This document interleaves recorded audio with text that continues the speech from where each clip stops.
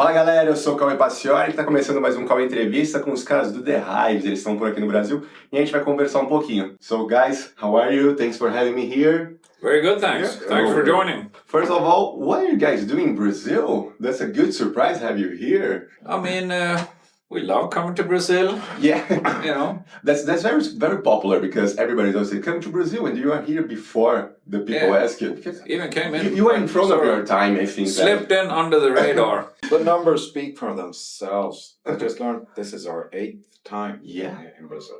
We must like it. Yeah. You're like Brazilians. You know, there's something that you like to do here, something special that you like. Not only about the audience or the crowd in the shows, but everything. What do you like to do? I like pastel. Cool.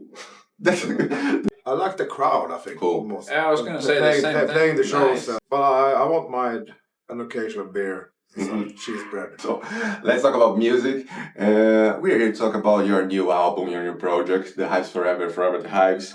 How was to produce that? What can you say for me about the production of this album? It was fast. By Hive standards, it was very fast. You know, coming out with the record only, was it like 2 years after the last one? I don't remember. It'll be 25, 22. 2 years. Very quick. Yeah. Yes. And you have some collaborations in this album, right? You have Mike G from Beastie Boys. How was that with Mike G and Josh from Queen of the Stone Age? Very cool. I mean, we're fans of those guys. Both of those guys we're very big fans of them. You know? Nice. And I think, as far as, I mean, we've always been, big Beastie Boys fans ever since we were, tiny kids listening to, Fight for Your Right or whatever, No Sleep Till Brooklyn and stuff. I thought that was cool. And then whatever they became after that is, also, I mean, they always had very interesting sounds in their records. I think that's why we asked Mike to be on the record or to contribute, because it's, they've always had interesting, anything sort of ranging from hardcore punk to like, to some of the greatest hip hop beats ever made to, I mean, that sort of rap, rock or whatever you want to call those early records, So it's, we're fans. And same with, Josh was more on an advisor kind of on the record, but, we're also big fans of them. It's sort of like shooting shit with your peers, Yeah. Talking about music and thinking, how do you guys want to do this? Or how would you do this? Or, Nice. Pretty cool. That's great. And you are guys that you know that you are very, you have a great power playing live. Can we expect this album be playing live here in Brazil?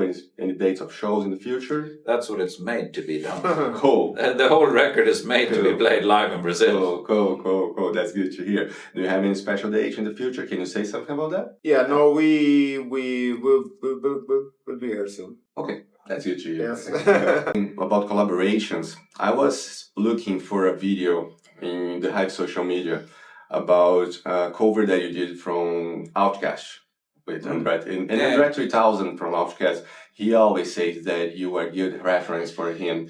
Is there any chance to have a collaboration from the Hives with Andre 3000 from Outkast?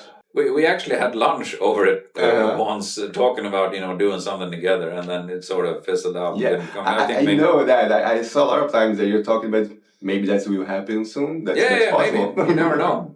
Cool. And your new sound, the new single, Enough is Enough, what do you have to say about that? The single is very dramatic with a music video. And what do you want to say with that music? The Hives are back for eternity, Cool. That's kind of what the message is almost all the time, but maybe even more so with the first single and a record that's called The Hives Forever the Hives. That's great. And the music video, Phil is fighting and he's like punching in some faces. I can ask you, do you want to punch someone in the face with this song? Yeah.